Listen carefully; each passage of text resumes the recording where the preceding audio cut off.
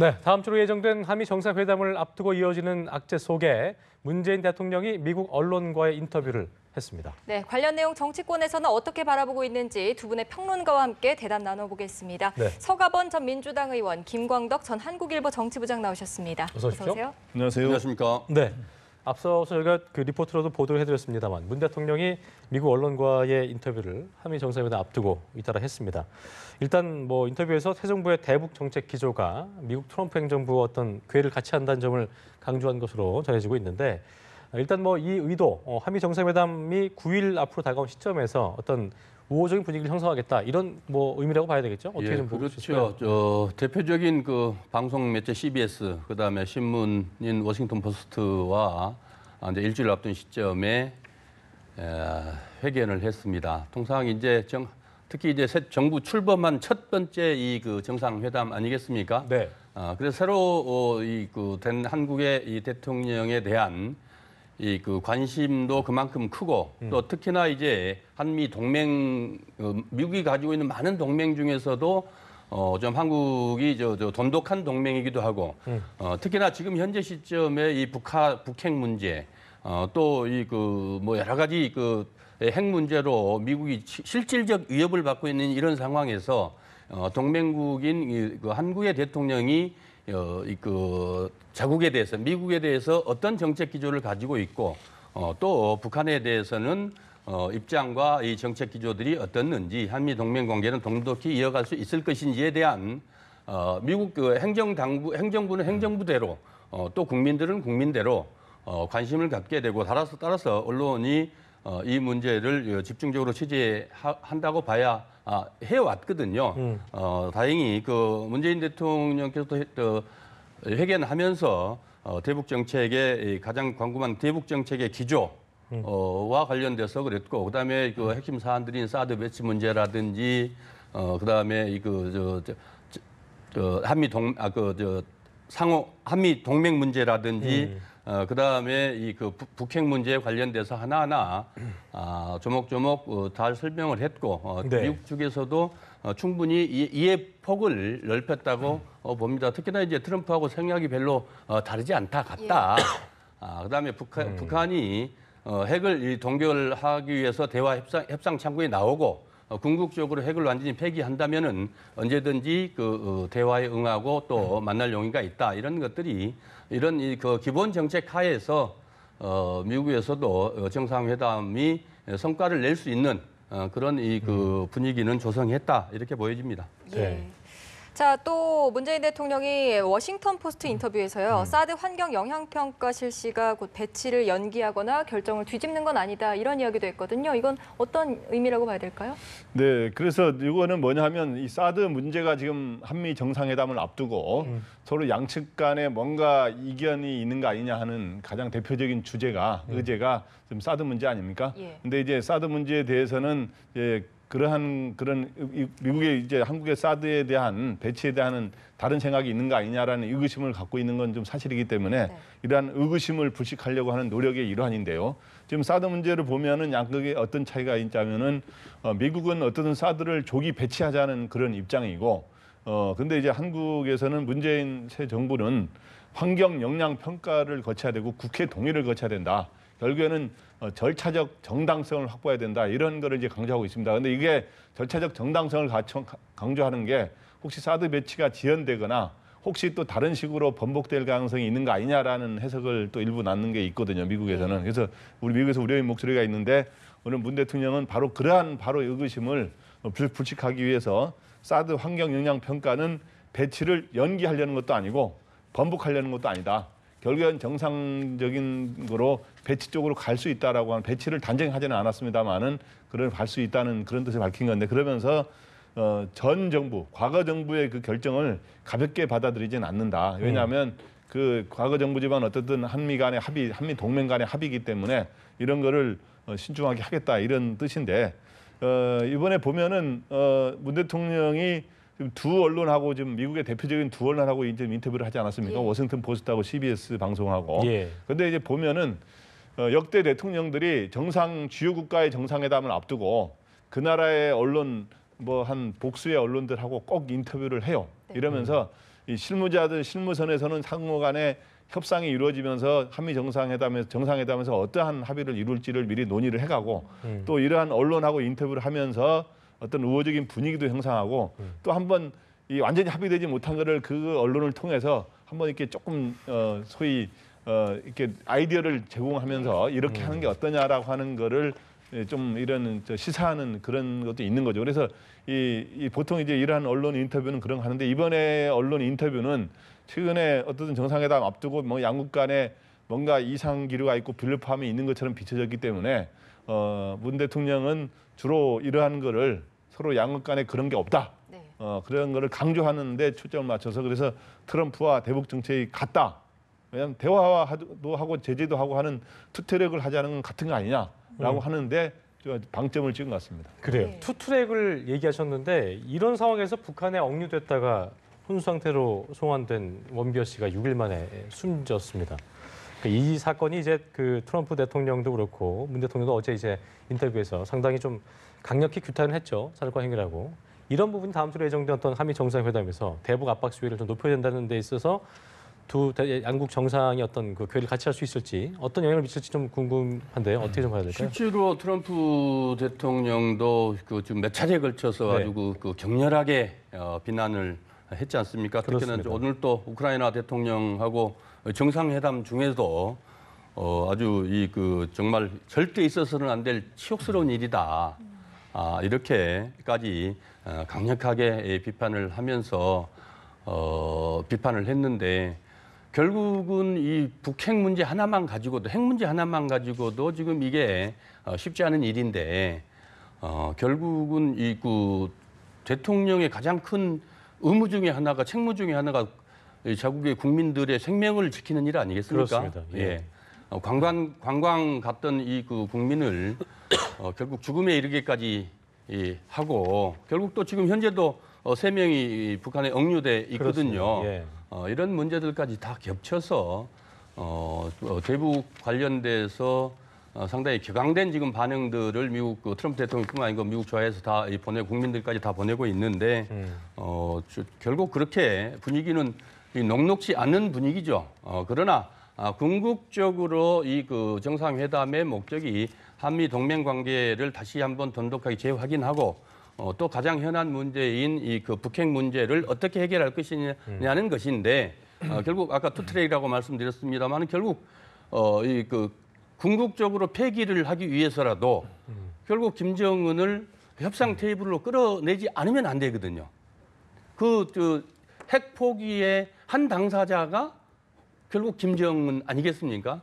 그런 것들을 어떻게 가장 유효적절하게 효과적으로 할 수 있을 것인지 그런 것들이 양국 정상회담에서 충분히 논의될 것이다. 그리고 효과적인 가장 합리적이고 그 바람직한 좋은 결론을 도달해낼 수 있을 것이다. 이렇게 바라봅니다. 네, 사실 미국 내 여론도 좋지 않기 때문에 이게 뭐 대화로 가자는 그 쪽으로 간 것 같았습니다만 이 사건을 계기로 아까 말씀하신 대로 대북 압박 수위를 좀 높여야겠다. 그러니까 좀 압박 쪽으로 좀 더 그 초점이 맞춰지지 않겠냐 이런 예상이 나오고 있더라고요. 네, 그렇게 되는 거죠. 그러니까 이제 미국이나 한국이나 소위 도널드 트럼프 대통령이나 문재인 대통령이나 공통점이 뭐냐 하면 북한에 대해 핵 문제를 푸는 거는 대화 제재를 투트랙을 병행하자 이런 입장이지 않습니까? 그런데 이제 대화에 대해서 좀 더 강조하는 게 문재인 대통령이죠. 그렇죠. 그런데 이제 미국도 사실은 트럼프 대통령도 지난달에 이미 북한과의 대화를 일종의 제안을 해놓은 상태예요. 처음에는 뭔가 그 군사적 선제 조치를 비롯한 여러 가지 모든 옵션을 다 할 수 있다. 북한에 대한 제재를 굉장히 강조하다가 네. 또 대화도 제의해놓은 상태였는데 또 최근에 또 북미 간에 또 여러 가지 대화가 있지 않았습니까? 물밑 대화가 있었는데 바로 이번에 이런 이 원비어가 이제 이런 식으로 혼수 상태로 기육해서 사망까지 이르게 되니까 미국의 여론이 굉장히 안 좋아졌기 때문에 네. 이 대화 제재 중에 역시 대화보다는 제재 쪽으로 더 예. 무게가 기우는 쪽으로 당분간은 그러면 그렇게 갈 그래요. 수밖에 없는 거고 마침 그 시점에서 정상회담이 열리기 때문에 네. 그런 시점이 아니었다면 정상회담에서 뭔가 대화에 관한 제재뿐만 아니라 대화에 관한 합의도 많이 이끌어낼 수 있었는데 분위기상 시기이기 때문에 예, 그런 시기이기 때문에 뭔가 이 대화라든가 이런 거를 문 대통령 입장에서는 남북 정상회담을 연내에 지금 실현하고 싶은 생각이 있는 거 아닙니까? 뭐 그런 거, 그러니까 그런 것들을 좀 더 이끌어내는데 조금 장애물 역할을 할 수 그러게요. 있다 이런 측면이지만 그래서 어떻든 이러한 거를 북한은 지금 이러한 북한도 여러 가지 이제 양동 작전을 이제 쓰고 있는데 북한에 지금 억류된 미국인 3명이 있고 또 우리 국민이 6명이 있는데 북한은 더 이상의 이러한 그 인권 문제로서의 비판을 지금 강하게 받고 있는 입장인데 이 사람들을 빨리 석방을 해서 북한도 어떤 이 동북아의 문제 해결하는데 네. 전향적으로 나와주길 바랍니다. 네. 이번 문제는 결국 또 한편으로 중국이 지금 가장 이 그 중요한 한 축이 아니겠습니까? 미국 입장에서도 그렇고 우리 입장에서도 그렇고 또 북한 입장에서도 그렇고 북한 김정은도 김정은이지만 결국 그 중국의 그 시진핑 주석의 입장이 어떠냐의 문제도 이 관건이었는데 결국 이 원비어 사건은 이 인류 보편 가치인 그 인권의 문제고 또 이런 것들이 중국에서도 이런 분위기들을 가지고 중국도 좀 압박할 수 있는 그런 기제는 좀 쓸 수 있겠다. 그래요. 이런 생각 듭니다. 알겠습니다. 예. 네. 북핵 동결 시 미국 전략자산 축소할 수 있다라고 발언을 해서 논란이 됐던 문정인 특보가 네. 오늘 귀국을 했는데요. 학자로서의 소신이었다는 입장을 고수했는데 어떻게 좀 보셨습니까? 네, 그래서 뭐 최근에도 문 특보가 국내 귀국할 때 어떤 이야기를 할 것 같냐라고 하는 질문을 많이 받았었는데 당연히 이런 말을 할 거로 예상이 됐죠. 미국에서도 그런 해명을 했습니다마는 대통령 지금 외교안보 통일 특보 아닙니까?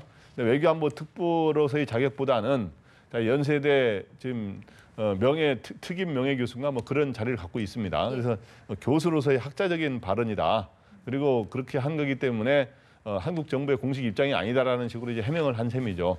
그렇게 했고 또 하나는 자기는 자문을 하는 입장이기 때문에 대통령 특보로서 월급 봉급을 받는 자기가 특보가 아니다 이거죠. 그래서 자기는 자문을 하는 입장이기 때문에 그걸 받아들일지 말지 하는 선택은 대통령의 몫이다. 이런 식으로 이제 해명을 했습니다. 근데 이제 어떻든 문정인 특보가 뭐 학자로서 뭐 여러 발언, 여러 아이디어도 낼 수 있고 이렇게 하지만 이게 이제 대통령 특보라고 하는 거는 미국에서는 대통령 특보다 대통령 고문이다 그러면은 상당히 그게 깊이 관여하는 거로 보통 미국에서는 돼 있어요. 미국의 백악관의 특보라든가 굉장히 중책이죠, 그게. 예, 그렇죠. 미국에서는 그 백악관의 고문이나 특보라든가 이런 거를 굉장히 실무에 관여를 많이 하는 거로 보통 인식이 돼 있어요. 그렇기 때문에 미국에서는 받아들이는 생각은 대통령 특보라는 분이 그렇죠. 이런 이야기 하면은 한국 정부의 입장을 애드벌룬을 띄운 건가 뭐 이렇게 하면서 상당히 미국에서는 요 문제에 대해서 이 옳고 그런 걸 떠나서 이 한국과 미국 간의 이 전략자산 문제, 지금 한미동맹에서는 이 전략자산을 어떻게 하는 문제라든가 한미연합훈련을 어떻게 하냐는 거는 양측 간에 굉장히 신중하게 상의해가지고 해야지 일방적으로 한쪽에서 이게 말을 하면 굉장히 갈등의 소지가 있을 수 있는 거거든요. 그런 측면에서 발언이 그렇게 문 특보가 미국에 가서 그런 발언을 한 거는 그리고 적절한 것은 아니었다. 그런데 어떤 해명은 이런 식으로 하는 수밖에 없는 거죠. 청와대에서도 굉장히 부담스럽고 정부에서도 지금 한미 정상회담 앞두고 좀 서로 종료를 해야 되는 상황에서 부담스럽기 때문에 그렇습니다. 예. 이런 가운데 국민의당 박지원 전 대표가요. 오늘 문재인 대통령의 미국 CBS 인터뷰 내용이 문정인 특보의 발언 내용과 똑같다면서 이게 계산된 거다. 한미 정상회담의 예고편으로 보인다. 이런 발언을 했어요. 어떻게 보십니까? 청와대에서도 분명하게 대통령과 조율하지 않았다. 또 아까 우리 김광택 부장 말씀하셨습니다만 대통령 그 전략 자산 무기 동결 같은 경우에 뭐 이 분명하게 대통령이 인터뷰 중에 분명하게 그 부인을 했지 않습니까? 그래서 같다고 보기는 어려운 것이고요. 이제 이 통상의 한미 정상회담을 준비하는 과정에서 통상 여러 가지 이제 이 트랙들이 있거든요. 이 그 학자들 간에 지금처럼 학자들 간에 모여서 이제 한미 관계 또 이 주요 이슈에 대해서 세미나나 뭐 또 심포지움을 가지면서 이슈 파이팅을 하는 경우도 있고 또 점검하는 경우도 있고 또 장관 외교부 장관 뿐만 아니고 NSC에서 청와대 그 외교안보 라인에서 가서 또 실무적으로 의제 설정을 하고 의제 설정을 위해서 접촉을 하면서 하나하나 점검을 하고 또 의전은 의전대로 가서 또 의전 절차들 그 미국과 같이 협의하는 이런 여러 가지 과정들을 거치게 되는데 문정인 이 특보의 이번 이거 우드로 윌슨 센터에서의 그 회의는 정례적인 회의였거든요. 이번 5차 한미 정례 회의라는 거 아니었겠습니까? 경우가 좀 다르긴 합니다. 그리고 지난번 이 시간에도 말씀을 드렸습니다만 사실 지금 북핵 문제, 특히 원비어 사건 뭐 터져서 더 그렇습니다만은 이 상당히 그 민감한 시기에 민감한 주제들을 가지고 이리 하다 보니까 국내에서 더 이렇게 미국보다는 지금 우리가 좀 더 이거 끓는 수위가 좀 높습니다. 그런 점들이 좀 아쉽기는 하지만은 박지원 의원께서는 이제 그런 정황들을 가지고 과거에도 이제 그렇게 했다라는 것을 말씀은 하지 않으셨지만은 그렇게 미루어 짐작해서 이렇게 설명을 하신 것 같습니다. 충분히 이런 어떤 경우에도 우리 한미 간에 우리가 동맹 관계이긴 하지만은 국익을 위해서 협상을 하는 거 아니겠습니까? 협의를 하는 거 아니겠습니까? 그러면은 우리 국익을 우리가 선제적으로 우리 이니셔티브를 지기 위해서 여러 가지 기제들을 쓸 수 있고 레버리지를 쓸 수 있는데 이것도 그것의 하나일 수도 있겠다. 라는 취지의 발언이라고 생각을 합니다. 그래요. 네. 한마디만 딱 하면요.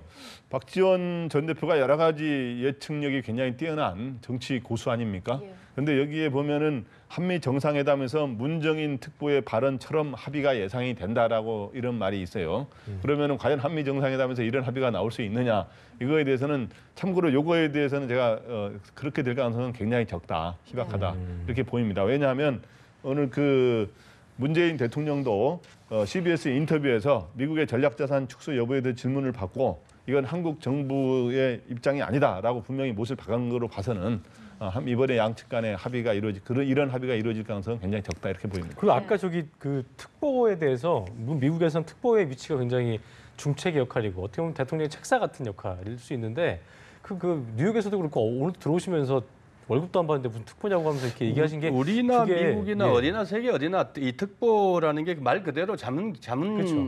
담당입니다. 자문관입니다. 자문관인데 그래서 뭐 월급을 따로 받거나 뭐 그러지는 않지만은 그러나 대통령이 각 분야에서 자기 분야에서 그 전문가를 일종의 모셔놓고 자문을 구하는 사람인데 그러면 대통령의 생각을 서로 함께 공유한다고 봐야 되지 않겠습니까? 그만큼 중요한 위치에 있고 그래서 미국에서도 그리고 중국에서도 어디나 특보들이 우리 한국에도 오면은 그만큼 또 비중이 있게 생각을 하지 않습니까? 그건 뭐 너무나 한데 아까도 말씀드렸지만 이 한미 문제는 우리 국내보다 미국보다 우리 국내 정치가 사실 힘들고 어렵습니다. 네. 이번 사안은 보니까 너무 구체적으로 개별 사안들을 너무 구체적으로 깊게 이 말씀을 하셔서 이 논란의 소지를 좀 만들었다는 것이지 큰 틀에서 보면은 박지원 의원 말씀대로 큰 틀에서 보면은 남북 관계 그다음에 북핵 폐기를 위해서 여러 가지 과정들이 필요하고 또 한미 간에 취해야 될 여러 가지 입장들에 있어서 큰 틀에서 크게 변한 게 없거든요. 네. 그런 취지고 또 그런 측면에서 보면은 문정인 특보께서도 조금만 더 사려 깊게 수위를 조정했으면 더 좋았겠다. 그래, 알겠습니다. 이런 생각입니다. 자, 어제 국회 운영위가 소집이 됐는데요. 청와대 참모진의 불참으로 인해서 청와대와 여당을 성토한 자리가 됐습니다. 여야 의원들 사이에 고성과 삿대질이 오가는 좀 눈살을 찌푸린 장면도 이어졌는데 일단 그 장면을 좀 보시고요. 저희가 대응 이어가겠습니다. 함께 보시죠. 조국 민정수석과 조현옥 인사수석 그리고 비서진을 관장하는 임종석 비서실장은 반드시 출석을 해야 한다고 생각합니다. 거듭 말씀드리지만은 지금 현재 인사검증 철저히 하라고 하면서 인사검증하고 있는 사람들 나와서 여기서 답변하라고 하는 것이 맞습니까? 그런 점에서 저희는 앞뒤가 바뀌어 있다. 왜 늦게 들어와서 군사래야? 북한에 왜 그렇게 편파적으로 하실 거면 그 자리에 내려놓으세요. 늦게 말을 하고 있는데 무슨 일을 하는 거야? 왜 쳐요? 반말하지 마세요. 아니 하지 마세요. 민경우 먼저 하지 마세요. 왜 반말했어? 네, 서 의원님. 네. 이런 장면을 예전에도 종종 보셨죠? 종종 본 게 아니고 저도 많이 했습니다. 예, 그렇습니다.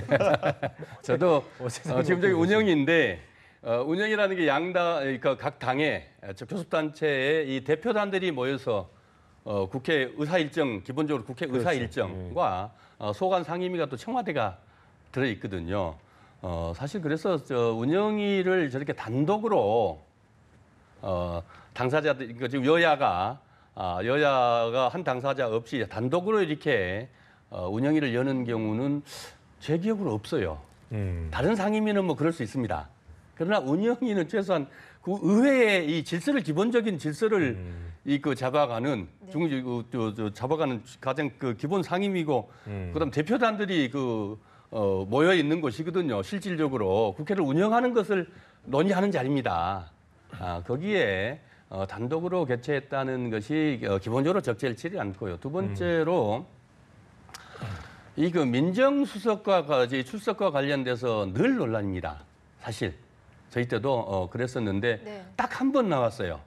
지금 대통령이신 문재인 대통령께서 민정수석 하실 때, 참여정부 때 그때 노무현 대통령께서도 이 국회를 존중하라 그랬고 국회에서 협력해라. 그래서 출석 가서 설명하면 된다. 그렇게 해서 문재인 그럼에도 불구하고 딱 한 번 나갔습니다. 또 하나 있죠. 법사위에서 검찰총장을 이 국정감사에 출석해라. 야당에서 요구를 늘 합니다. 사안이 있을 때마다. 그러나 한 번도 하지 않았거든요. 그러니까 청와대 민정수석과 행정부의 이 검찰총장은 야당 입장에서는 불러내고 싶고, 그러나 그분들의 업무의 성격상 국회에 나와서 답변을 했을 경우에, 국회에 나왔을 경우에 여러 가지 복잡한 문제들이 많거든요. 네. 민감한 문제들이 많고, 그래서 주장은 합니다만은 안 나온 것에서 일정도 양해는 하거든요.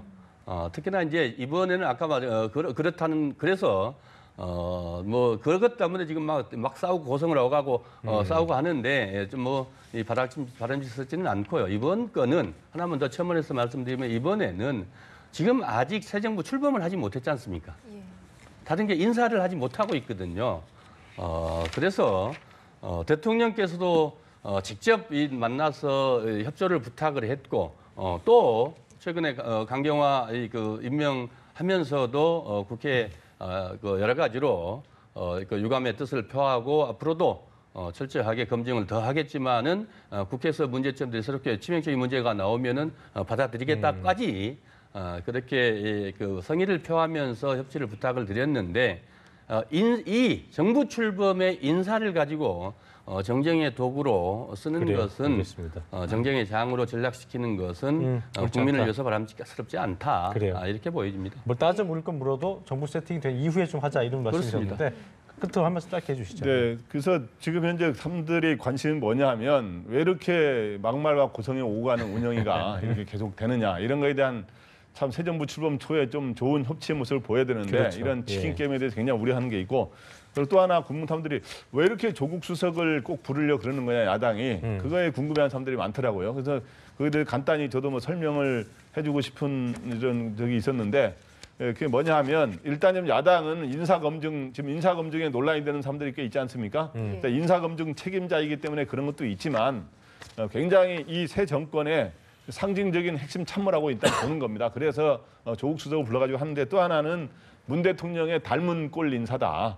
왜냐하면 문 대통령이 노무현 정부에서 민정수석을 지내지 않았습니까? 근데 조국 수석은 현 정부의 민정수석이고, 여러 측면에서 철학도 비슷하고, 그래서 또 문 대통령의 복심으로 사실상 알려져 있기 때문에, 사실상 조국 수석을 불러서 굉장히 공격을 하는 게 이 새 정부에 대한 공격을 하는 거에 굉장히 압박을 할 수 있다라고 보고, 이 야당이 굉장히 그렇게 하는 걸로 보입니다. 예. 알겠습니다. 두 분의 말씀 여기까지 듣겠습니다. 네. 서가번 전 민주당 의원, 김광덕 전 한국일보 정치부 장과 함께했습니다. 네, 두 분 고맙습니다. 예, 감사합니다.